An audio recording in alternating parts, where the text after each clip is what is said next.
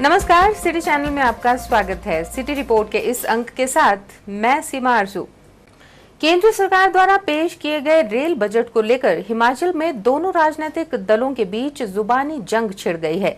भाजपा जहां इस बजट को विपरीत परिस्थितियों में पेश किया गया एक संतुलित बजट करार दे रही है, वहीं कांग्रेस पार्टी ने इस बजट को प्रदेश के साथ की गई अनदेखी बताया है।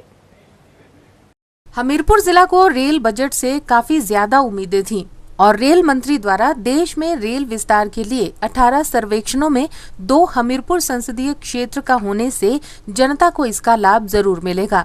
पूर्व मुख्यमंत्री प्रोफेसर प्रेम कुमार धूमल ने कहा कि रेल मंत्री ने रेल की सेवा, सुविधाओं और सुरक्षा पर ज्यादा ध्यान दिया है। जिस तरह की आर्थिक स्थिति में रेलवे आज फंसी हुई है, उन हालात में बहुत बढ़िया रेल बजट दिया गया है। पहले जो रेल मंत्री होता था वो या तो अपने चुनाव क्षेत्र का ही ध्यान रखता था या अपने प्रदेश तक सीमित हो जाता था। पहली बार ऐसा बजट आया जिसमें सारे देश की रेल सेवाओं में सुधार की बात की गई है, चाहे सफाई की बात हो, सुरक्षा की बात हो, इंटरनेट के माध्यम से टिकट उपलब्ध कराने की बात हो, हर यात्री को सुविधा देने की बात कही गई है। और महिलाओं की सुरक्षा पर विशेष बल दिया गया है। 21,000 लोग रखे जाएंगे, उनसे 4,000 महिला कांस्टेबल रखेंगे। इससे महिला सुरक्षा भी सुनिश्चित होगी यात्रा के दौरान। तो सेवा और सुरक्षा, इन दोनों का प्रावधान इस बजट में किया गया है। मुख्यमंत्री वीरभद्र सिंह के बयान पर धूमल ने कहा कि प्रदेश के मुख्यमंत्री वीरभद्र सिंह को पता नहीं क्यों रेल बजट में कुछ नहीं दिख रहा। उन्होंने कहा कि हर किसी का बजट को देखने का अपना अपना नजरिया है। उन्होंने कहा कि ये बजट हिमाचल प्रदेश के लिए भी हितकारी ही है। और हिमाचल प्रदेश के लिए जो रेलवे के सर्वे होंगे नई रेलवे लाइनों के, उनमें से 18 कुल सारे देश के लिए हो रहे हैं, जिनमें से 2 हिमाचल प्रदेश के लिए हो रहे हैं, जो बहुत खुशी की बात है। 18 में से 2 एक छोटे से प्रदेश को मिलना, एक ऊना से हमीरपुर और दूसरा अम्ब, अंदौरा और होशियारपुर। तो ये स्वागत योग्य है। मुझे विश्वास है कि जो रेलवे लाइन का काम चल रहा है अंगल तलवाड़ा का, उसके लिए भी प्रावधान सही होना चाहिए। पूरा बजट देख के पता लगेगा। और इसी प्रकार से भरूपली बरवाड़ा लाइन पर भी काम शुरू होना चाहिए। हर किसी का इस मुद्दे को अपनी नज़रों से देखने का अधिकार है। मुख्यमंत्री को कुछ नज़र नहीं आया, लेकिन हमें 2 सर्वे 18 में से 2 सर्वे हिमाचल में होने लगे हैं, तो हमें तो खुशी हो रही है कि अच्छा काम हो रहा है। वहीं कांग्रेस पार्टी द्वारा इस बजट को हिमाचल की अनदेखी करने वाला करार दिया जा रहा है। पार्टी के प्रदेश प्रवक्ता दीपक शर्मा ने कहा कि प्रदेश की जनता को रेल विस्तार के झूठे सपने दिखाकर भाजपा ने जीत हासिल की थी और इस बजट ने उन सब को पूरा नहीं किया। उन्होंने कहा कि रेल बजट से हिमाचल को केवल निराशा ही मिली है। हिमाचल प्रदेश को बहुत आशाएं थी। भारतीय जनता पार्टी ने जिस तरह से पूरे देश में ये चुनाव जब लड़ा, बड़ी बड़ी बातें करके, हिमाचल प्रदेश में भी रेल के बारे में भारतीय जनता पार्टी के नेताओं द्वारा बड़े बड़े सपने जो है वो प्रदेश को दिखाए गए। हमें भी पूरी उम्मीद थी कि कुछ जैसा ये कहा, इन्होंने कहा था कि कुछ अद्भुत होगा, वो तो कुछ नहीं हुआ। हमें बड़ी निराशा हुई है इस चीज़ से। हिमाचल प्रदेश को रेल की नितांत ज़रूरत है। जो पॉलिसीज़ हैं वो आगे बढ़नी चाहिए, लेकिन जो बड़े सपने इन्होंने दिखाए थे वो इसमें नहीं है। ये रेल बजट जिसमें 94 रुपये पैसा जो है वो खर्च हो जाता है और 6 पैसे सिर्फ बचते हैं, तो 6% से इतना बड़े विकास की योजनाएं जो जिस विकास की इन्होंने रखी हैं उससे असंभव हैं। हमें अभी ये बात नज़र नहीं आई हिमाचल प्रदेश में। निसंदेह हिमाचल प्रदेश वर्तमान बजट से निराश हुआ है। सिटी चैनल के लिए हमीरपुर से अरविंदर सिंह की रिपोर्ट। विश्व विख्यात शक्तिपीठ श्री नैना देवी में अब मास्टर प्लान बनाया जा रहा है और ये master plan Chandigarh college of architect के छात्र तैयार कर रहे हैं। इस मास्टर प्लान के तहत छात्र छात्राओं के एक ग्रुप ने नैना देवी शहर का मुआयना कर महत्वपूर्ण सर्वे किया। प्रोजेक्ट के तहत इन छात्रों ने हर छोटी बड़ी गली, हर सड़क और नुक्कड़ का नक्शा तैयार कर मास्टर प्लान की रूपरेखा तैयार की।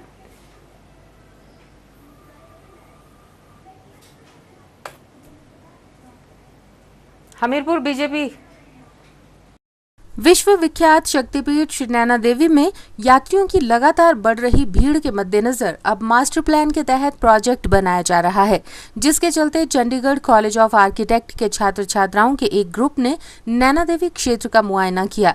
वहीं इस मास्टर प्लान के तहत नैना देवी हलके के चप्पे चप्पे का सर्वे किया गया, जिसमें श्रद्धालुओं को मूलभूत सुविधाओं का खाका भी तैयार किया गया। प्रोजेक्ट में यात्रियों के लिए पीने के पानी की व्यवस्था, यात्रियों के आराम और ठहरने की व्यवस्था, आपदा की स्थिति में इमरजेंसी रास्ते कहां-कहां होने चाहिए, भूस्खलन के लिए बचाव कैसे किया जाए और आगजनी घटनाओं से बचने के लिए क्या-क्या प्रबंध होने चाहिए, इस पर एक विस्तृत रिपोर्ट तैयार की जा रही है। छात्रों का कहना है कि इसकी व्यापक रिपोर्ट तैयार कर मुंबई भेजी जाएगी और फिर ये रिपोर्ट जिला प्रशासन और म्युनिसिपल काउंसिल को दी जाएगी। इमरजेंसी एग्जिट्स होती हैं वो कैसे होनी चाहिए और यात्री जो आते हैं उनकी सुविधा के लिए कैसे हम क्या क्या कर सकते हैं, उनके लिए पीने का पानी होना चाहिए और वो कहाँ ठहर रहे हैं या फिर इतनी दूर चढ़ के आते हैं वो कहाँ बैठ के विश्राम कर सकते हैं। ऐसी चीज़ों को देख के इसके ऊपर और डिज़ाइन प्रपोजल देंगे और ताकि उनको यहाँ आना अच्छा लगे और वो बार बार आए। मास्टर प्लान के तहत छात्र छात्राओं ने नैना देवी आए श्रद्धालुओं और पर्यटकों से भी उनकी समस्याएं जानी, जिससे ये जानकारी मिल सके कि उन्हें किन किन परेशानियों से जूझना पड़ता है।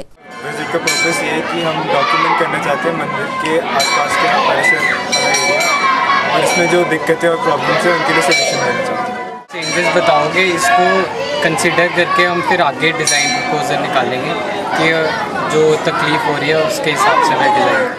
हिमाचल के ऊंचे पहाड़ी तीर्थ स्थलों और पर्यटन स्थलों, जहां पर वर्ष भर लाखों श्रद्धालु और पर्यटक पहुंचते हैं, यहां पर प्राकृतिक आपदाएं कम हों और हादसों को रोका जा सके, इसलिए इन इलाकों का मास्टर प्लान बनाना निहायत ही जरूरी हो गया है, ताकि शक्तिपीठों और पर्यटक स्थलों में घूमने फिरने आए पर्यटकों और श्रद्धालुओं की जानमाल की हानि को रोका जा सके और श्रद्धालुओं की आस्था इन शक्तिपीठों पर ऐसी ही बनी रहे। सिटी चैनल के लिए बिलासपुर से विजय भारद्वाज की रिपोर्ट। चंबा के प्रौथा पंचायत के सनोठ जंगल में कुछ लोगों द्वारा कब्जा किए जाने के विरोध में क्षेत्र के लोगों का एक प्रतिनिधिमंडल उपायुक्त चंबा से मिला। लोगों का कहना है कि गुज्जर समुदाय के कुछ लोगों द्वारा क्षेत्र के साथ लगते सनोठ जंगल में कब्जा कर लिया गया है, जिस कारण क्षेत्र के चुमारुई, हलेला, बारहेई, प्रौथा गांव के लोगों को पशु चराने में भारी दिक्कतों का सामना करना पड़ रहा है और ऐसा करने से रोकने पर वे लोग उन पर पथराव भी कर रहे हैं और उनके पशुओं को भगा रहे हैं। लोगों ने मांग की है कि जिला प्रशासन द्वारा मामले में हस्तक्षेप कर जंगल को उन लोगों से आजाद करवाया जाए। चंबा के प्रौथा पंचायत के लोगों का एक प्रतिनिधिमंडल उपायुक्त चंबा से मिला। लोगों की मांग है कि उनकी पंचायत के साथ लगते सनोठ जंगल में गुज्जर समुदाय के कुछ लोगों ने कब्जा कर लिया है और वे लोग जंगल में उन्हें पशु नहीं चराने दे रहे और ऐसा करने से रोकने पर वे उन पर पथराव करते हैं। ग्रामीणों ने अपनी समस्या को लेकर एक ज्ञापन पत्र भी उपायुक्त चंबा को सौंपा।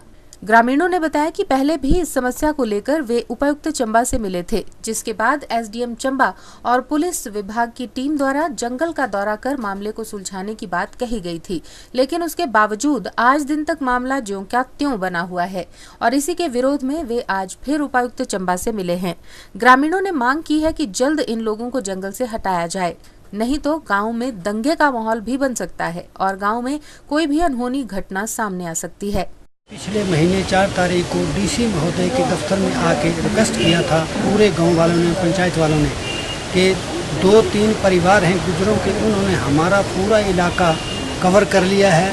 2-2.5 हज़ार के लगभग दरख्त काट दिए हैं और एनडीएफ का इलाका जो जंगलात का है वो सारा उन्होंने अपने कब्जे में किया हुआ है और हमारा माल मवेशी जब वहाँ जाता है तो हमें वो मार पीट करके भगा देते हैं। हमने ये अर्ज रिपोर्ट डीसी महोदय के दफ्तर में की थी, आज दिन तक उसका कोई एक्शन नहीं हुआ और गुज्जर हमें फिर भी मारपीट कर रहे हैं। आज भी एक गाय हमारी 10,000 की गाय घर में पड़ी है जिसकी टांग तोड़ दी है गुज्जरों ने। कल माल महकमा था, पुलिस डिपार्टमेंट था, बिजली का महकमा था, सभी लोग आए थे, लेकिन आज दिन तक हमने कुछ नहीं देखा कि जो चोरी बिजली के कनेक्शन पकड़े गए थे उसका कोई एक्शन नहीं हुआ। लकड़ी ट्रक में लाद करके जंगलात वाले ले आए थे, हमने आज दिन तक नहीं देखा कि उसका क्या इंसाफ हुआ। पुलिस साथ में थी, किसी का कोई एक्शन नहीं देखने को मिला है। 35-36 दिन हो गए। सैन अली पुत्र गुलाबदीन ने यहाँ पर नाजायज़ कब्जा किया हुआ है जंगल सनोट में, तो हमने फुल जोर लगाया है प्रशासन से, थाना में, तो हमारी कोई भी सुनवाई नहीं हुई है। अब हमारी मर्जी ये है कि हम कानून का उल्लंघन भी कर सकते हैं, अगर वो पथराव करेंगे तो हम उन पर भी पथराव कर सकते हैं। इस समय तक हमने कानून का सहारा लिया है, अगर हमारी प्रशासन सुनवाई नहीं करेगा तो हम उन पर पथराव करेंगे और तनाव फैल जाएगा और हमारी लड़ाई हो जाएगी। ये याद रखना, ये मीडियम के माध्यम से मैं ये आगाह करता हूँ। ये तो हमने पहले निर्णय कर लिया है कि एक दफ़ा हम उपायुक्त महोदय से मिलेंगे, अगर हमारी सुनवाई नहीं होगी तो ये लास्ट होगा, लास्ट चांस है। चौथी बार तीसरी बार हम मिल रहे हैं, अगर हमारी सुनवाई प्रशासन नहीं करता है तो हमारे में कोई तनाव फैलता है या कोई नुकसान होता है, माल मवेशियान का नुकसान होता है, तो इसकी जिम्मेदारी जो होगी तो प्रशासन की होगी। सिटी चैनल के लिए चंबा से पुनीत मल्होत्रा की रिपोर्ट। भारतीय जनता पार्टी के राष्ट्रीय अध्यक्ष के नाम पर अमित शाह की मुहर लगने के बाद हमीरपुर में भाजपा कार्यकर्ताओं में खुशी की लहर देखी गई। हमीरपुर में भारतीय जनता पार्टी कार्यालय वीर कमल में भाजपा के जिला पदाधिकारियों ने अपनी खुशी का इजहार करते हुए लड्डू बांटे और पटाखे भी फोड़े। जिला के पार्टी कार्यालय में भाजपा कार्यकर्ताओं में अमित शाह को राष्ट्रीय अध्यक्ष बनाए जाने पर खुशी की लहर देखी गई और कार्यकर्ता एक दूसरे को बधाई देते नजर आए। इस मौके पर भाजपा जिला महामंत्री विजय पाल सोहारू की अगुवाई में कार्यकर्ताओं ने पार्टी के निवर्तमान अध्यक्ष राजनाथ सिंह द्वारा अमित शाह का नाम अगले पार्टी अध्यक्ष के लिए घोषित किए जाने का स्वागत किया। इस मौके पर विजय पाल सोहारू ने कहा कि अमित शाह पहले भी गुजरात और उत्तर प्रदेश में पार्टी को मजबूती प्रदान करने में अहम भूमिका निभा चुके हैं। उन्होंने आशा व्यक्त की कि पार्टी देश व प्रदेश में अमित शाह के नेतृत्व में और अधिक मजबूत होगी। अमित शाह के राष्ट्रीय अध्यक्ष बनने से पूरे देश भर में खुशी की लहर है। अमित शाह जी ने पहले ही प्रूव किया है, पहले उन्होंने गुजरात में बहुत अच्छा काम करके दिखाया था, उसके बाद उन्होंने उत्तर प्रदेश का प्रभारी बनाया गया और अब हमें उम्मीद है कि पूरे भारतवर्ष में अमित शाह जी बहुत अच्छा काम करके दिखाएंगे। अमित शाह के बनने से भारतीय जनता पार्टी के संगठन को नई दिशा और दशा मिलेगी। आदरणीय मोदी जी पूरा सरकार का काम देखेंगे और अमित शाह जी संगठन का काम देखते हुए भारतीय जनता पार्टी को परम वैभव की स्थिति में ले जाएगी। कार्यकर्ता ने आज किस तरह अपनी खुशी का इजहार? कार्यकर्ताओं ने आज पूरे देश भर में, हर मंडल में, हर कंस्टिट्यूंसी में पटाखे फोड़ के और लड्डू खिला के कार्यकर्ताओं ने खुशी का इजहार मनाया है। इसी संदर्भ में हम लोगों ने हमीरपुर में भी अपने जिला पार्टी मुख्यालय में कार्यकर्ताओं के बीच में लड्डू बांट के और पटाखे फोड़ के खुशी का इजहार किया। सिटी चैनल के लिए हमीरपुर से अरविंदर सिंह की रिपोर्ट। स्वास्थ्य मंत्री कौल सिंह ठाकुर ने चंबा के साहो में दौरे के दौरान 4 करोड़ 15 लाख से बनने वाले नए सामुदायिक स्वास्थ्य केंद्र का शिलान्यास किया। वहीं इस दौरान स्वास्थ्य मंत्री ने जडेरा में प्राइमरी हेल्थ सेंटर के नए भवन का भी उद्घाटन किया। इस दौरान स्वास्थ्य मंत्री ने क्षेत्र के लोगों की समस्याएं भी सुनी और उनकी समस्याओं पर शीघ्र विचार करने का आश्वासन दिया। स्वास्थ्य मंत्री कौल सिंह ठाकुर इन दिनों अपने चंबा दौरे पर हैं। इस दौरान उन्होंने चंबा के साहो में सामुदायिक स्वास्थ्य केंद्र का शिलान्यास किया। 4 करोड़ 15 लाख रुपए की राशि से निर्मित होने वाले इस स्वास्थ्य केंद्र में 30 बिस्तर होंगे और एक्सरे की सुविधा भी उपलब्ध होगी। इस मौके पर विश्राम गृह साहो में जनसभा का आयोजन भी किया गया। इस दौरान जनता को संबोधित करते हुए स्वास्थ्य मंत्री कौल सिंह ठाकुर ने बताया कि इस सामुदायिक स्वास्थ्य केंद्र के निर्माण के लिए 1 करोड़ 15 लाख रुपए की राशि जारी कर दी गई है और शेष राशि भी शीघ्र ही जारी कर दी जाएगी ताकि क्षेत्र के लोग स्वास्थ्य सुविधाओं का लाभ अपने ही क्षेत्र में उठा सकें। सागर चंद नैयर जी यहाँ के विधायक थे और शिक्षा मंत्री थे। उस वक्त मैं यहाँ आया था और मैंने ये प्राइमरी हेल्थ सेंटर उस वक्त आप लोगों को दिया था और आज मुझे खुशी है ये जो है सामुदायिक स्वास्थ्य केंद्र बना है। इसमें 30 बिस्तरों का प्रावधान है। इसमें कुल 4 करोड़ 15 लाख रुपया खर्च किया जाएगा और मुझे बताते हुए खुशी हो रही है कि 1 करोड़ 2 लाख रुपया इसके लिए हमारे विभाग ने लोक निर्माण विभाग को दे दिया है और हमने विभाग को कहा है कि ये भवन 2 साल के अंदर अंदर बन करके तैयार होना चाहिए ताकि यहाँ लोगों को 30 बिस्तर की सुविधा उपलब्ध हो या एक्सरे की सुविधा उपलब्ध हो, यहाँ जितने टेस्ट है वो यहीं पर आप लोगों के उपलब्ध हो। फिर डॉक्टर जब रेडियोलॉजिस्ट होगा तो यहाँ अल्ट्रासाउंड भी हम यहाँ आप लोगों को उपलब्ध कराएंगे। और प्रधान जी ने मांग की है और हमारे पूर्व वक्ताओं ने कहा है क्या एम्बुलेंस का होना भी बहुत जरूरी है, और मैं यहाँ के लिए एक एम्बुलेंस भी मंजूर करता हूँ। इस दौरान क्षेत्र की आवश्यकताओं को समझते हुए क्षेत्र के लिए एम्बुलेंस सेवा भी शुरू करने की बात की गई। स्वास्थ्य मंत्री ने इस दौरान जडेरा गांव में पीएचसी सेंटर का उद्घाटन कर जनता को समर्पित भी किया। सिटी चैनल के लिए चंबा से पुनीत मल्होत्रा की रिपोर्ट। नदियों के किनारे खनन पर पाबंदी के ग्रीन ट्रिब्यूनल के फैसले से हिमाचल को हर साल अरबों रुपए का नुकसान हो रहा है और पाबंदी को हटाने का मुद्दा केंद्र सरकार के समक्ष उठाया जाएगा। ये बात शिमला में एक पत्रकार वार्ता के दौरान उद्योग मंत्री मुकेश अग्निहोत्री ने कही। उन्होंने कहा कि ऊना, हमीरपुर और कांगड़ा जिलों में सरकार खनन के मकसद से नीलामी करेगी और नीलामी में 3 हेक्टेयर तक की लीज प्रदेश के युवाओं के लिए आरक्षित होगी। प्रदेश भर के माइनिंग अफसरों की बैठक के बाद एक प्रेस वार्ता के दौरान उद्योग मंत्री मुकेश अग्निहोत्री ने बताया कि नेशनल ग्रीन ट्रिब्यूनल द्वारा देश भर में खनन पर लगाए गए प्रतिबंध को लेकर राज्य सरकार ने सुझाव दिया है कि ये मसला केंद्र सरकार के समक्ष उठाया जाए। इससे जहां सरकारी व गैर सरकारी कार्यों में दिक्कतें आ रही हैं, वहीं अवैध खनन को भी बढ़ावा मिल रहा है।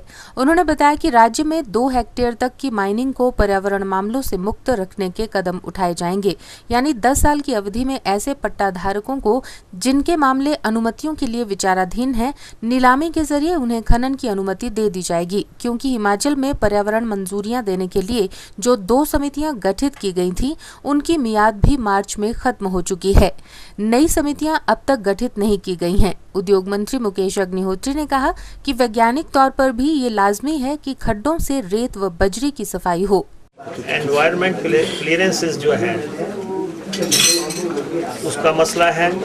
दूसरा, नेशनल ग्रीन ट्रिब्यूनल जो है उसकी रोक है। ये 2 मसले जो हैं, इसको लेके हमने भारत सरकार के साथ जो है मामले उठाने का फैसला किया है।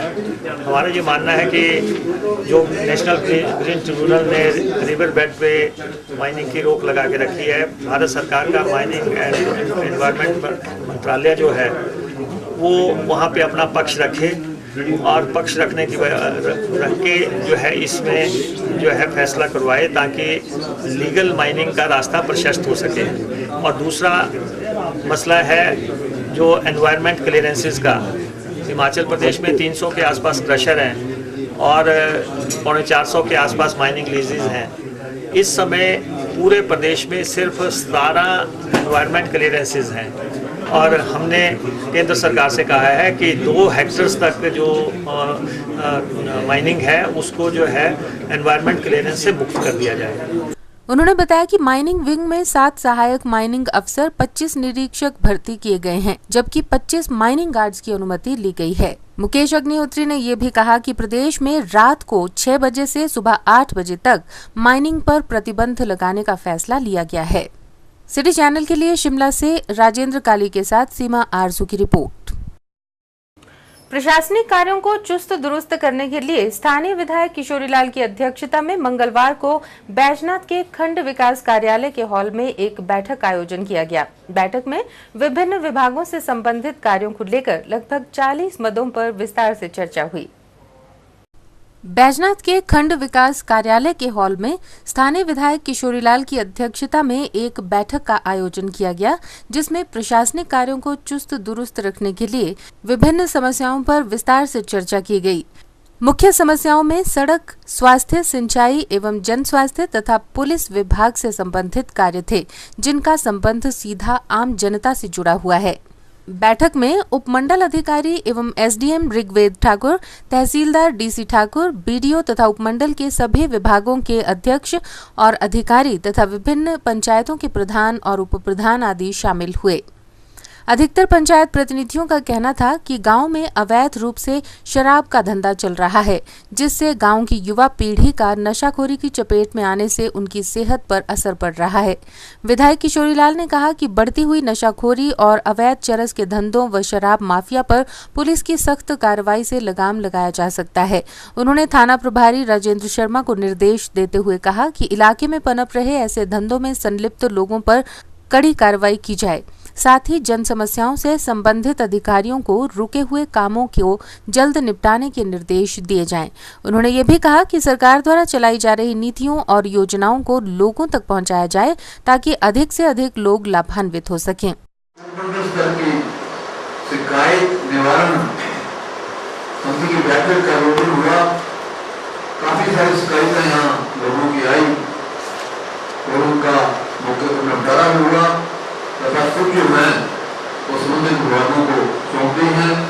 मुझे पूरी उम्मीद है यहाँ जो संबंधित विभागों के अधिकारी हैं उन पर गौर फरमाएंगे और उनका शीघ्र निवारण करेंगे ताकि इसका जनता को लाभ मिले। बैजनाथ में बहुत बड़ी चर्चा यहाँ अवैध शराब की हुई है, तो मैं चाहूँगा पुलिस विभाग उस पर जरूरी कदम उठाए ताकि जो नशा है उसे रोका जा सके। यहाँ शराब की बात नहीं, अधिकांश कई दुकानों में भांग का अवैध कारोबार होता है, उससे कोई पुलिस नावाकिफ नहीं, तो मैं चाहूँगा उस पर कोई अंकुश लगे। सिटी चैनल के लिए बैजनाथ से कमल गुप्ता की रिपोर्ट। हिमाचल प्रदेश में लोकसभा चुनावों में कांग्रेस पार्टी को मिली हार के बाद पार्टी खुद को मजबूत करने में लगी हुई है। कांग्रेस प्रदेशाध्यक्ष पूरे प्रदेश में बैठकें कर पार्टी कार्यकर्ताओं से संवाद स्थापित कर संगठन को मजबूत करने में जुट गए हैं। प्रदेश अध्यक्ष द्वारा लिए गए निर्णय का शीर्ष नेता विरोध कर रहे हैं और वहीं प्रदेशाध्यक्ष भी अपने निर्णय पर अड़े हुए हैं। इसी को लेकर एक बैठक का आयोजन सोलन में किया गया। प्रदेश कांग्रेस कमेटी द्वारा सोलन में एक बैठक का आयोजन किया गया। बैठक पार्टी प्रदेशाध्यक्ष सुखविंदर सिंह ठाकुर की अध्यक्षता में संपन्न हुई, जिसमें पार्टी को मिली हार के कारणों के बारे में विस्तृत चर्चा की गई और आपसी मतभेदों को दूर करने का भी प्रयास किया गया। बैठक के बारे में जानकारी देते हुए कांग्रेस जिला अध्यक्ष राहुल ठाकुर ने बताया कि लोकसभा चुनावों में मिली हार के बाद पार्टी को मजबूत बनाने के लिए जिला कांग्रेस कमेटी द्वारा एक बैठक आयोजित की गई है। उन्होंने कहा कि बैठक में आगामी विधानसभा चुनावों में पार्टी को मजबूती दी जाए, इसके बारे में भी चर्चा की गई। जो प्रदेशाध्यक्ष के निर्देश कार्यकर्ताओं को दिए जाएंगे, उसका सभी नेता और कार्यकर्ता पालन करेंगे। हमें संगठन को कैसे शक्तिशाली बनाना है और जो कमियां रह गई हों पिछले चुनाव में, तो उसको हमने किस तरीके से उनको दूर करना है और पार्टी को संगठित होकर आने वाले जो हमारे पंचायती चुनाव हैं उसमें हमने जो है चुनाव लड़ना है। लोगों में आज जिस तरीके से यहाँ आए हैं, ये वो अपने विचार प्रधान जी के समक्ष रखेंगे और उन विचारों को हम ध्यान में रखते हुए आगामी हम कार्रवाई जो है जिला कांग्रेस कमेटी बनाएगी। मार्गदर्शन जो देंगे प्रदेशाध्यक्ष, उन पे हम चलते हुए पार्टी को फिर से वही पूरे नियम ऊंचाइयों पे पहुंचाने का हम पूरा प्रयास करेंगे। बैठक में जहां वरिष्ठ नेताओं ने संगठन को मजबूत करने के लिए अपने अपने विचार रखे, वहीं जिला के विभिन्न पंचायतों के प्रधानों ने भी अपने सुझाव प्रकट किए। सिटी चैनल के लिए सोलन से दयाराम कश्यप के साथ सोम मेहता की रिपोर्ट। हिमाचल प्रदेश सरकार ने राज्य में आलू और प्याज जैसी आवश्यक चीजों की जमाखोरी रोकने के लिए इनके भंडारण की सीमा तय कर दी है। खाद्य आपूर्ति और परिवहन मंत्री जीएस बाली ने शिमला में एक पत्रकार वार्ता के दौरान कहा कि अब प्रदेश में कोई भी दुकानदार एक समय में 20 क्विंटल आलू और 10 क्विंटल से अधिक प्याज का भंडारण नहीं कर सकता। ऐसा करने वालों के खिलाफ विभाग दंडात्मक कार्रवाई करेगा। बाली ने प्रदेश में सार्वजनिक वितरण प्रणाली के तहत खाद्यान्नों की कमी से इनकार किया और कहा कि इसकी उपलब्धता का युक्तिकरण किया गया है और पूरे प्रदेश में अब सभी को एक समान राशन उपलब्ध करवाया जा रहा है। उन्होंने ये भी कहा कि सरकारी दुकानों में तेल और दालों के भाव खुले बाजार से काफी कम हैं। परिवहन मंत्री जीएस बाली ने शिमला में एक पत्रकार वार्ता के दौरान कहा कि प्रदेश सरकार और कांग्रेस पार्टी के मध्य पूर्ण तालमेल है और सरकार व पार्टी पर किसी प्रकार के संकट का प्रश्न ही नहीं है। बिल्कुल बात नहीं है। पार्टी और सरकार पार्टी की ही सरकार है, तो पार्टी और सरकार मिलकर काम कर रहे हैं और दोनों का उद्देश्य ये है कि हिमाचल की जनता को मैक्सिमम राहत मिले, मैक्सिमम गवर्नेंस मिले, उस दिशा में काम करने की अवस्था वहाँ पे काम हो रहा है। गवर्नमेंट अपने काम कर रही है और मैंने एक बात बिल्कुल स्पष्ट शब्दों में कही है, जो आपके मैं इलेक्ट्रॉनिक मीडिया को भी बताना चाहूँगा कि ना पार्टी पे ना सरकार पे वो कष्ट या संकट है। 5 वर्ष तक पूरे जो है सरकार माननीय श्री वीरभद्र सिंह जी के नेतृत्व में है। उनके सीनियरिटी का, उनके कद का, उनके राजनीतिक कद का हर आदमी आदर सम्मान करता है और ये पूरी 5 वर्ष बड़े आराम से पूरे करेगी, लोगों की सेवा करेगी। एक प्रश्न के उत्तर में बाली ने कहा कि प्रदेश की नई परिवहन नीति को अंतिम रूप दिया जा रहा है और विभिन्न वर्गों से मांगे गए सुझावों को इसमें समाहित किया जा रहा है। प्रदेश विधानसभा में नेता प्रतिपक्ष, प्रदेश के पुलिस महानिदेशक, स्वयंसेवी संस्थाओं, जनप्रतिनिधियों और मीडिया कर्मियों व जनता से परिवहन नीति के लिए अनेक सुझाव प्राप्त हुए हैं। बाली ने कहा कि प्रदेश में बिल्ड ऑपरेट ट्रांसफर आधार पर लगभग 17 बस अड्डों का निर्माण किया जाएगा। इसके लिए निविदाओं को अंतिम रूप दिया जा रहा है और अगले 2 महीने में इस संबंध में सभी औपचारिकताएं पूरी कर ली जाएंगी। खाद्य एवं नागरिक आपूर्ति मंत्री ने एक प्रश्न के उत्तर में कहा कि प्रदेश में उपदान योजना के तहत दी जा रही दालों के मूल्यों में कोई वृद्धि नहीं की गई है और तेल भी बाजार से कहीं सस्ते दाम पर उपलब्ध करवाया जा रहा है। उन्होंने कहा कि प्रदेश में गेहूं के आटे के आवंटन में एक रूपता लाई गई है और अब समूचे प्रदेश में लगभग 14 किलोग्राम आटा उपलब्ध करवाया जा रहा है। GOI में जो फूड मिनिस्टर कॉन्फ्रेंस थी उसमें हमने अपना पक्ष रखा कि ड्राउट के कारण थोड़ा बहुत मटेरियल एक्स्ट्रा चाहिए, तो उसके लिए वो चावल कुछ एक्स्ट्रा दे रहे हैं, हम एक्स्ट्रा बांटेंगे। मगर आपके मार्फत भी मैं ये चाहूँगा कि आम जनता को ये पता लग सके जो एक्स्ट्रा आता है वो एक्स्ट्रा है, तो उसको ये अपना राइट समझ के हर बार एक्स्ट्रा ना मांगे। और दूसरा जो 18 किलो से 14 किलो हुआ है वो अनइवन था, किसी जगह 18 किलो था, किसी जगह 11 किलो था, जैसे कांगड़ा में 11 ही मिलता था, तो अब हर जगह को बराबर करके बांट दिया तो वो 14 किलो के करीब जा रहा है, तो वो 14 किलो सबको मिलेगा। उन्होंने कहा कि राज्य सरकार ने आलू तथा प्याज के स्टॉक की सीमा निर्धारित कर दी है और इस संबंध में अधिसूचना भी जारी कर दी गई है। अब प्रदेश में 20 क्विंटल से अधिक आलू और 10 क्विंटल से अधिक प्याज का स्टॉक नहीं रखा जा सकेगा। बाली ने कहा कि उन्होंने स्वयं केंद्र सरकार से ये मांग की थी कि हिमाचल प्रदेश के रेल संपर्क में विस्तार किया जाए, क्योंकि प्रदेश में सड़कें ही परिवहन का एकमात्र साधन है और केंद्र सरकार द्वारा डीजल के दामों से बढ़ोतरी का प्रतिकूल प्रभाव प्रदेश पर पड़ता है और इससे प्रदेश में महंगाई में वृद्धि होती है। उन्होंने कहा कि रेल बजट में हिमाचल की पूरी तरह से अनदेखी की गई है और ये रेल बजट पूर्ण रूप से निराशाजनक है। में एक बार फिर से निराशा हुई हिमाचल प्रदेश को, और हमने जब फूड मिनिस्टर कॉन्फ्रेंस हुई थी उसमें हमने ये कहा था माननीय फाइनेंस मिनिस्टर साहब, फूड मिनिस्टर से भी, कि जो आप डीजल में पैसे वहाँ बढ़ाते हो वो हमारे ऑटोमेटिकली महंगाई बढ़ जाती है, क्योंकि हमारे पास ट्रांसपोर्टेशन का और कोई साधन नहीं है। तो मैं एक बार फिर से गुजारिश करूँगा प्रधानमंत्री जी से, रेल मंत्री जी से, फाइनेंस मिनिस्टर से कि आने वाले समय में एक एक्स्ट्राऑर्डिनरी हालात को देखते हुए हिमाचल प्रदेश में जो रेलवे का विस्तार है वो होना चाहिए। सरकार चाहे कोई भी हो, वहाँ हिमाचल वासियों के लिए ये बड़ी महत्वपूर्ण है और सुरक्षा के मद्देनज़र भी बहुत महत्वपूर्ण विषय है ये। इसके ऊपर आज इकोनॉमी के लिए development of the tourism sector also. City channel के लिए शिमला से राजेंद्र काली के साथ सीमा आरजू की रिपोर्ट। 20 सूत्रीय कार्यक्रम को लेकर रोहडू के एसडीएम कार्यालय में बैठक का आयोजन किया गया, जिसकी अध्यक्षता रोहडू के विधायक ML ब्राक्टा ने की। इस मौके पर एसडीएम रोहडू YPS वर्मा समेत सभी विभागों के अधिकारियों ने भाग लिया। बैठक में गरीबी हटाओ, श्रमिक कल्याण, खाद्य सुरक्षा, सबके लिए आवास, शुद्ध पेयजल, जन जन स्वास्थ्य, सबके लिए शिक्षा, महिला कल्याण, बाल कल्याण एवं युवा विकास जैसे कई मुद्दों पर चर्चा की गई।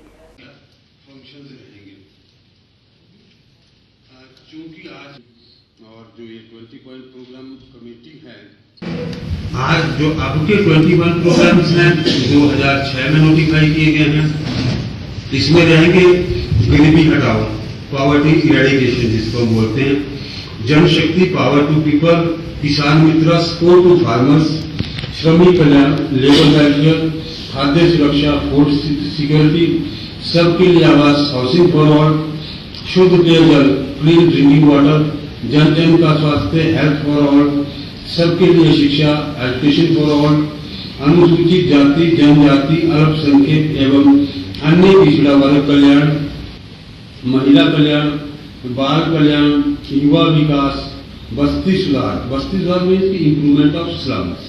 तो जनरली हिमाचल में स्लम्स नहीं है, पर फिर भी जिस कदर जो हमारे डेवलपिंग टाउनशिप्स हैं, इंडस्ट्रियल एरियाज हैं, वहाँ के लिए रेलिवेंट पॉइंट होता है। इसके अलावा पर्यावरण संरक्षण एवं वन वृद्धि, सामाजिक सुरक्षा, ग्रामीण सड़क, ग्रामीण ऊर्जा, पिछड़ा क्षेत्र विकास एंड ई शासन, जो कि computerisation, e governance. City channel के लिए रोहड़ू से रविंद्र ठाकुर की रिपोर्ट। स्वास्थ्य एवं परिवार कल्याण मंत्री कौल सिंह ठाकुर ने कहा है कि प्रदेश सरकार राज्य में खसरे के कारण होने वाली मृत्यु दर को नियंत्रित करने के लिए प्रतिबद्ध है और प्रयोगशाला आधारित खसरा निगरानी कार्यक्रम के आरंभ से राज्य में खसरा नियंत्रण नीति को गति देने में सहायता मिलेगी। स्वास्थ्य मंत्री शिमला में प्रदेश में प्रयोगशाला आधारित खसरा निगरानी कार्यक्रम का शुभारंभ करने के उपरांत उपस्थित चिकित्सकों को संबोधित करते हुए बोल रहे थे।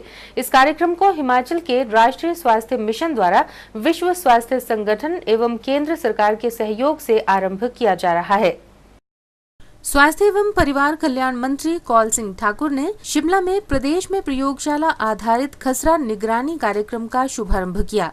इस मौके पर उपस्थित चिकित्सकों को संबोधित करते हुए उन्होंने कहा कि प्रदेश सरकार राज्य में खसरे के कारण होने वाली मृत्यु दर को नियंत्रित करने के लिए प्रतिबद्ध है और प्रयोगशाला आधारित खसरा निगरानी कार्यक्रम के आरंभ से राज्य में खसरा नियंत्रण नीति को गति देने में सहायता मिलेगी। ठाकुर ने कहा कि लोगों को श्रेष्ठ स्वास्थ्य सुविधाएं प्रदान करने के उद्देश्य से राज्य सरकार ने 364 चिकित्सकों की नियुक्ति की है और 23 प्राथमिक स्वास्थ्य केंद्र खोले हैं। उन्होंने कहा कि 9 प्राथमिक स्वास्थ्य केंद्रों को सामुदायिक स्वास्थ्य केंद्र के रूप में तथा 3 प्राथमिक स्वास्थ्य केंद्रों को नागरिक अस्पताल के रूप में स्तरोन्नत किया गया है। उन्होंने कहा कि खसरा बेहद संक्रामक रोगों में से एक है और इसके कारण होने वाले निमोनिया, डायरिया और कॉर्नियल अंधता की वजह से मृत्यु दर काफी अधिक है। उन्होंने प्रदेश के मुख्य स्वास्थ्य अधिकारियों और स्वास्थ्य कर्मियों से आह्वान किया कि लोगों को बेहतर स्वास्थ्य सुविधाएं प्रदान करने के लिए समर्पित होकर कार्य करें। स्वास्थ्य मंत्री ने कहा कि प्रदेश में स्वास्थ्य क्षेत्र में विशिष्ट सुधार हुआ है और विभिन्न स्वास्थ्य मानकों पर राज्य देश के सर्वश्रेष्ठ राज्यों में से एक है। कौल सिंह ठाकुर ने कहा कि प्रदेश सरकार गर्भवती महिलाओं और 1 वर्ष तक के बच्चों को अस्पताल से घर छोड़ने के लिए समर्पित एम्बुलेंस सेवा आरंभ करेगी। इसके लिए 125 रोगी वाहन उपलब्ध करवाए जाएंगे। स्वास्थ्य मंत्री ने कहा कि प्रदेश सरकार एक्सरे, ईसीजी, अल्ट्रासाउंड और अन्य प्रयोगशाला सुविधा युक्त 10 सचल निदान इकाइयां भी आरंभ कर रही है। इनकी संख्या में समुचित बढ़ोतरी की जाएगी। साथ ही प्रदेश सरकार राष्ट्रीय बाल स्वास्थ्य कार्यक्रम के तहत 18 वर्ष तक की आयु के सभी स्कूली बच्चों को क्रिटिकल देखभाल के तहत निशुल्क सेवाएं उपलब्ध करवा रही है। उन्होंने कहा कि स्वास्थ्य विभाग के अधिकारियों को निर्देश दिए गए हैं कि वरिष्ठ नागरिकों को वरीयता प्रदान की जाए और उन्हें श्रेष्ठ स्वास्थ्य सुविधाएं एवं देखभाल उपलब्ध करवाई जाए। इस कार्यशाला का मकसद है कि मीजल को हमने हिमाचल प्रदेश से ख़त्म करना है। इसके लिए हमने कार्य शुरू किया है और हिमाचल प्रदेश में मीजल हटाओ, मीजल को ख़त्म करो कार्यक्रम जो है हम शुरू कर रहे हैं आज से। इसके लिए हमने जो है डॉक्टरों को, चीफ मेडिकल ऑफिसर्स को, हेल्थ ऑफिसर्स जितने हैं और प्रोग्राम ऑफिसर्स, उनको जो है ट्रेनिंग दी जा रही है, जिसमें एक्सपर्ट्स जो है दिल्ली से आए हैं, इनको ट्रेनिंग दी जा रही है और ये जाकर के फिर अपने ज़िले में ट्रेनिंग जो है दूसरे डॉक्टरों को और पैरा मेडिकल स्टाफ को देंगे, हेल्थ एजुकेटर्स को देंगे और वो जाकर के फिर ज़िले के अंदर इस कार्यक्रम को प्रभावी ढंग से लागू करेंगे। अभी आप जानते हैं, जब मैं 85 से 90 के बीच में स्वास्थ्य मंत्री था, तब हमारा जो है शिशु मृत्यु दर बहुत ज़्यादा था। अब उसको उस वक्त आया कि हम उसको 60 तक लाएंगे, लेकिन आज हमें खुशी है कि हिमाचल प्रदेश का शिशु मृत्यु दर जो है अब 36,000 प्रति वर्ष है, जबकि राष्ट्रीय शिशु मृत्यु दर जो है 42 प्रति हज़ार है। इसको और हम कम करना चाहते हैं और इसके लिए हमने जो है मदर मैटरनल एंड शिशु जो है हॉस्पिटल 100 बिस्तरों का खुला है। जो शिशु अस्पताल में शिशु विभाग जो है हर अस्पताल में चालू किया है। और उसके लिए जो मीज़ल की कैंपेन है, हमें खुशी है कि हिमाचल प्रदेश पोलियो फ्री जो है 2007 में हुआ, जबकि पूरा हिंदुस्तान 2014 में जो है पोलियो फ्री का सर्टिफिकेट जो है हमें विश्व स्वास्थ्य संगठन ने दिया है। तो हमारी कोशिश होगी कि हम शिशु मृत्यु दर भी कम करेंगे, मीज़ल को हिमाचल प्रदेश से पूरी तरह से ख़त्म करेंगे, ताकि हमारा शिशु मृत्यु दर है उसको हम और कम करें और उसको 20 तक लाने का हम प्रयास करेंगे। राष्ट्रीय स्वास्थ्य मिशन की राज्य टीकाकरण अधिकारी डॉक्टर मंगला सूद ने स्वास्थ्य मंत्री का स्वागत किया और शिमला के निगरानी चिकित्सा अधिकारी डॉक्टर जीपी द्विवेदी ने धन्यवाद प्रस्ताव प्रस्तुत किया। राष्ट्रीय स्वास्थ्य मिशन के परियोजना निदेशक अमित कश्यप, निदेशक स्वास्थ्य सेवाएं डॉक्टर राकेश कुमार, विश्व स्वास्थ्य संगठन के प्रतिनिधि डॉक्टर जेफ मैकफारलैंड, डॉक्टर पीके रॉय तथा डॉक्टर एसबी रॉथरे एवं अन्य चिकित्सा अधिकारी भी इस मौके पर उपस्थित थे। सिटी चैनल के लिए शिमला से राजेंद्र काली के साथ सीमा आरजू की रिपोर्ट। प्रेस क्लब सोलन की बैठक पीडब्ल्यूडी विश्राम गृह में आयोजित की गई, जिसमें सर्वसम्मति से प्रेस क्लब की कार्यकारिणी का विस्तार सहित सामाजिक क्षेत्र में क्लब की भागीदारी सुनिश्चित करने हेतु गहन विचार विमर्श किया गया। बैठक में निर्णय लिया गया कि जिला प्रशासन से मिलकर सोलन में फर्जी पत्रकारों की शिनाख्त कर उन पर कार्रवाई की जाए और साथ ही प्रेस क्लब द्वारा शहर में रक्तदान शिविर इत्यादि का आयोजन और शहर को स्वस्थ रखने हेतु आम नागरिकों को जागरूक करने का अभियान चलाया जाए। सोलन प्रेस क्लब की बैठक का आयोजन किया गया, जिसमें प्रेस क्लब के सभी सदस्यों ने भाग लिया। बैठक में प्रेस क्लब की कार्यकारिणी का विस्तार भी किया गया, जिसमें पीसी शर्मा को मुख्य सलाहकार, सोम मेहता को उपाध्यक्ष, सतीश बंसल को संयोजक, संदीप शर्मा को महासचिव, कीर्ति कौशल को सचिव और सुदर्शन ठाकुर को संयुक्त सचिव व अनुराग शर्मा और नरेंद्र शर्मा को कार्यकारिणी सदस्यों के रूप में मनोनीत किया गया।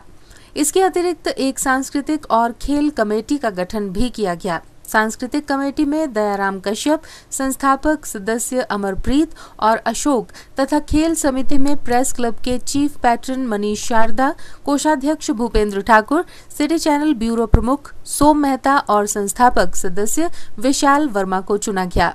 बैठक में निर्णय लिया गया कि जिला प्रशासन के साथ मिलकर सोलन में फर्जी पत्रकारों की शिनाख्त कर उन पर कार्रवाई की जानी चाहिए। अधिकांश सदस्यों का मत था कि शहर में प्रेस शब्द का दुरुपयोग हो रहा है और इस आड़ में कई फर्जी लोग अपनी धौंस दिखाकर अपने हित साधने में लगे हैं। ऐसे में उन पर कार्रवाई जरूरी है।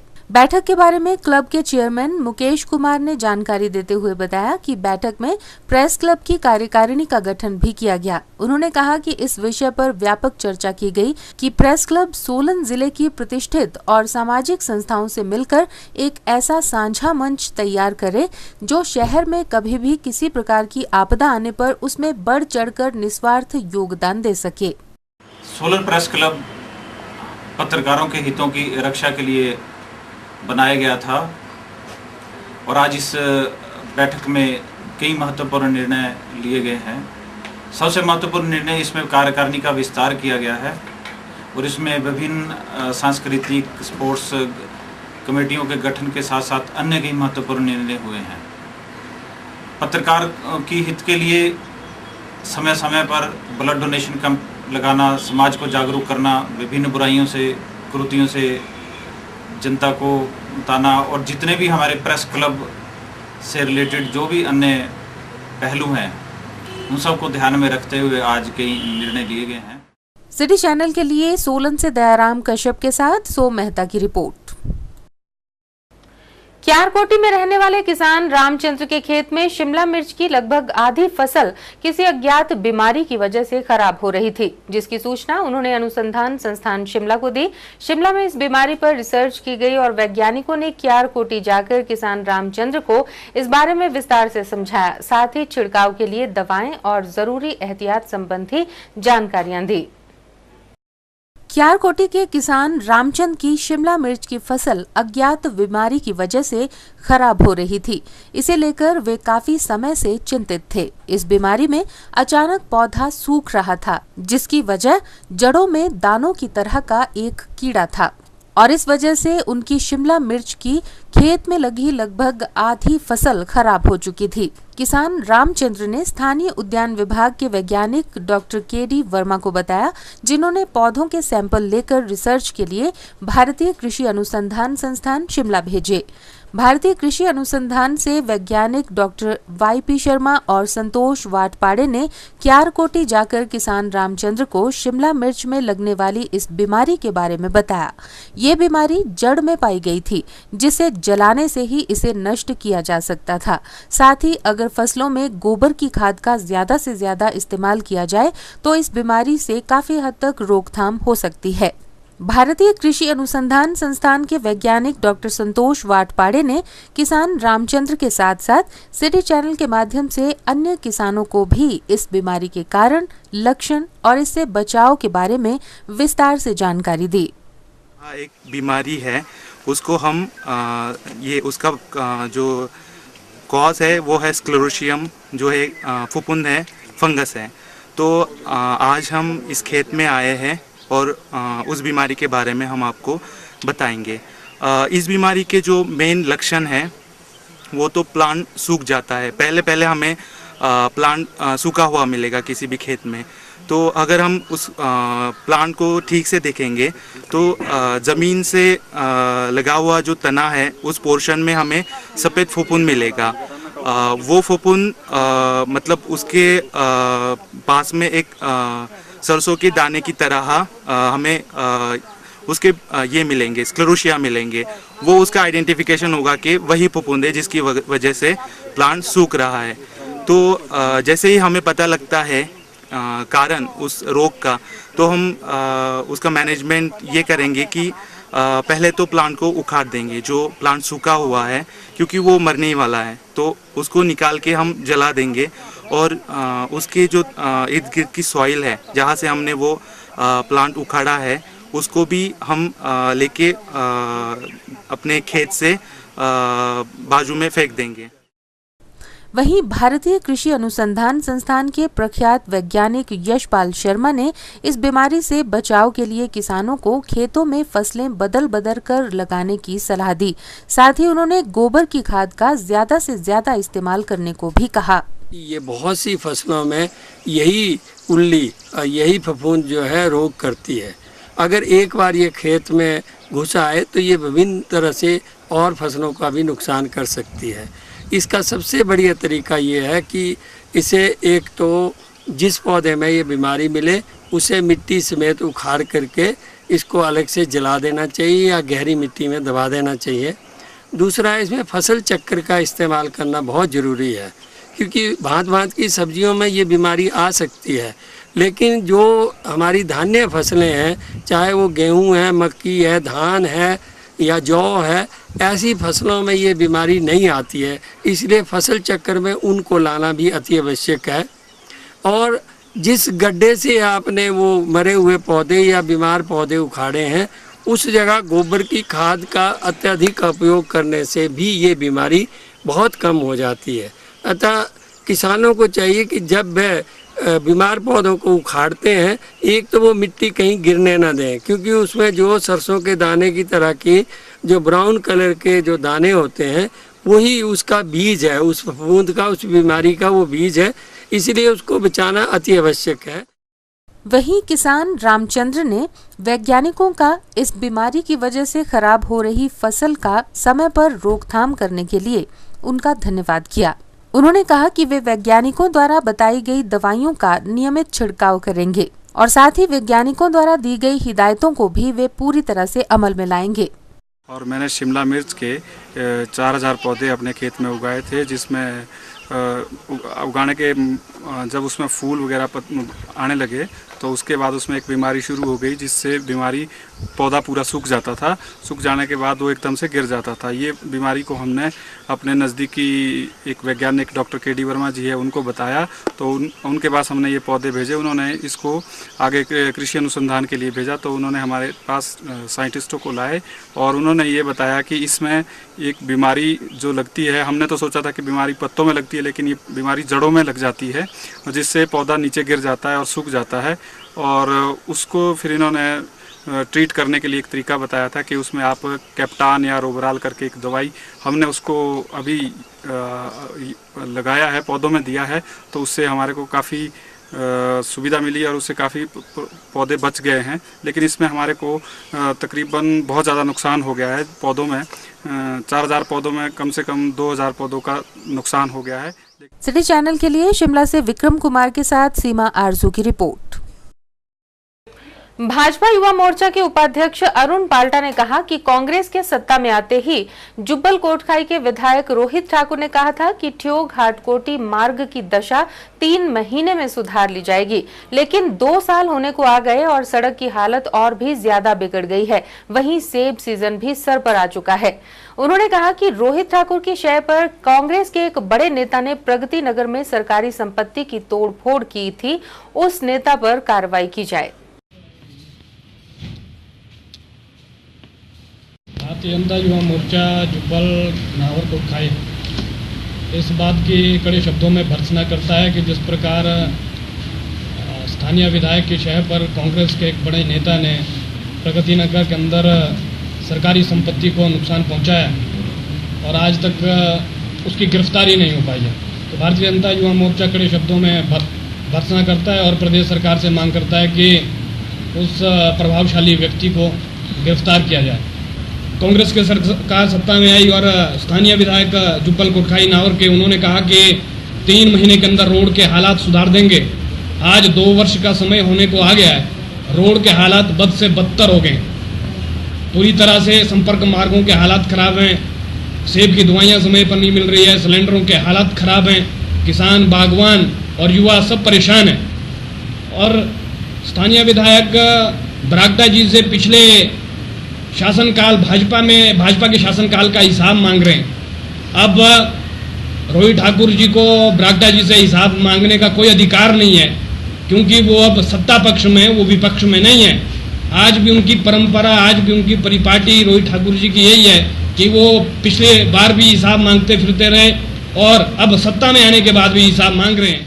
सिटी चैनल के लिए रोहड़ू से रविंदर ठाकुर की रिपोर्ट। सिटी रिपोर्ट के इस अंक में फिलहाल इतना ही। प्रदेश भर की ताजा तरीन जानकारी के लिए देखते रहिए सिटी चैनल। नमस्कार।